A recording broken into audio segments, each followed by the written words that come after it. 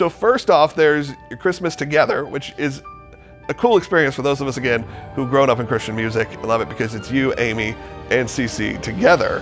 What's that going to be like? What's that show like? Because seeing you guys on stage, I'll throw Steven in that when you did the Dove Awards a few years ago, I think 2019, where the four of you were on stage kind of doing your hits and go by.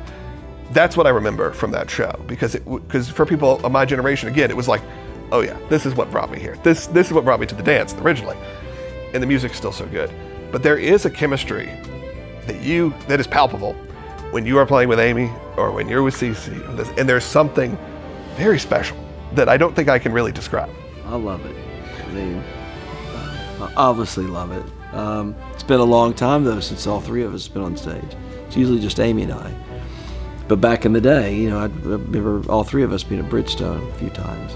And we actually went on the road on a Christmas tour, but it's been a long time. You know what, I'm excited. I'm not, you know, I've got my creative hat on a little bit because I really want to do something spectacular, you know, with both of them. You know, none of us, you know, we're out there all night. Nobody's walking on and off. Okay, so this is one show.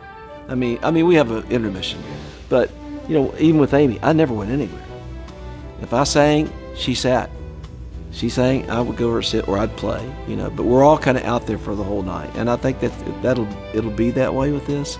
But I think the challenge is, how much can we all three do together? And that's going to be the magic, I think. I mean, obviously, when CeCe sings All Is Well, it's going to be over with. You know what I'm saying? And she'll kill it every night. So, yeah, the sad thing is there's only 9 shows with us. You know, when you're collaborating with 2 other people like CeCe and Amy, it is easier. The workload is not so heavy like when you're doing it all by yourself. And that relationship with Amy obviously has been very long at this point. It's been a long-term relationship that you've had together. Is there prep that even has to go in to working with her at this point? Or is it just you guys can speak the same language and go? I mean, we could probably just walk out there tomorrow and do it. You know what I'm saying? Probably Christmas or not, I would assume. Yeah, we could just go out and do it. Then the 5 shows, obviously, without them. Yeah. And then I end at the Fisher Center. You know? Yeah, exactly. So now then it becomes Christmas. That was Christmas Together. This one is every Christmas, right? Every Christmas. And we went to that show, I guess a year or 2 ago. And like I said, the Fisher Center, beautiful theater. One of Nashville finally got like it's our Royal Albert Hall. It looks amazing. But what I love about that show, and you can dive in a little bit on this, because I look at like this sparkly tree, is it has enough of that too. It has enough of the razzle dazzle Christmas, the Christmas of the 50s and 60s, which has kind of become part of all of our lexicon. And I like that you've embraced that, opposed to it just being, no, it's only worship, it's only a night of Christmas, how we strictly see it. Right. Again, it's sort of like saying, we knew what you grew up on, we know what I grew up on. Right. And that show kind of splits in half. There is obviously the very reverent part, but then there's a part where your grandchildren are pegging people with snowballs. And I got hit aggressively. And how many grandchildren is it now that are? 20. 20. I think that's gone up 3 or 4 since the last show.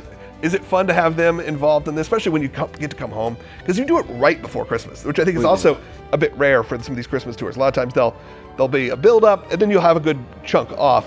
You're like 2 days before Christmas, 3 days before Christmas doing these shows. Probably not my preferred choice, but you know, it's just the way the whole thing plays out. I mean, and I'm fine. We kind of gotten used to it. No, I love my grandkids love coming on stage. Matter of fact, they weren't on the stage last year for the first time in a while, so I think that's going to change, because I've already been asked about that. Going, gee, Daddy, are we going to be on stage shows this year? Yeah, so I think they'll be like your Lucy re-emerging. Yeah, they're going to come back on. So.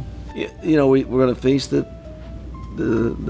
shows with Amy and CeCe, and then the Every Christmas Tour will begin, which is the album that came out last year that has my grandkids on it, and Tyler orchestrating, and it's a kind of a family affair on some level, which is awesome.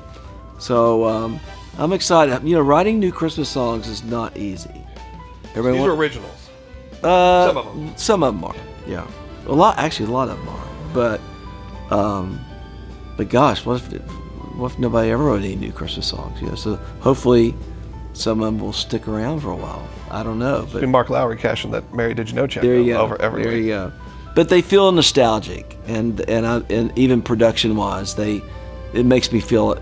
Some of that makes me think of the Andy Williams Christmas record, which is my One of my favorite Christmas records. We were so happy. We got to see Andy Williams do Andy Williams Christmas just a few years before he passed, and it was even a few years before he passed, unbelievable. Yeah. One of the greatest shows I've ever seen. And that's what I love about your show, because it does have that feeling. That's even what I meant by the sparkly Christmas, is because it has a bit of that 60s feeling, which is how we all associate with Christmas now, because that's my generation and my parents' generation raised us in this sort of, you don't want to say mall Christmas, but it kind of is that. It's like this sort of television Christmas. Right. And you bring that still to this show. I think it's important for people to know that when they come in, that it's not just going to be this somber, oh holy night for 2.5 hours. You will get that fun that you want out of a Christmas It's the show. nostalgic stuff. It's just the happy holidays, whatever. I mean, I know you don't want to do a whole set of that, but we bring the fun element into it, and I don't have a problem with that.